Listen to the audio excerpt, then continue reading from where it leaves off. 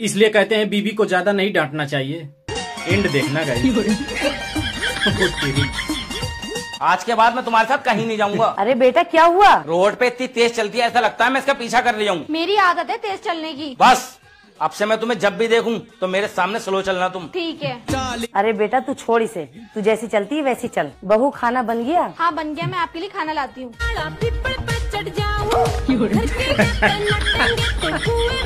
Good, ऐसे ही चलना। ठीक है।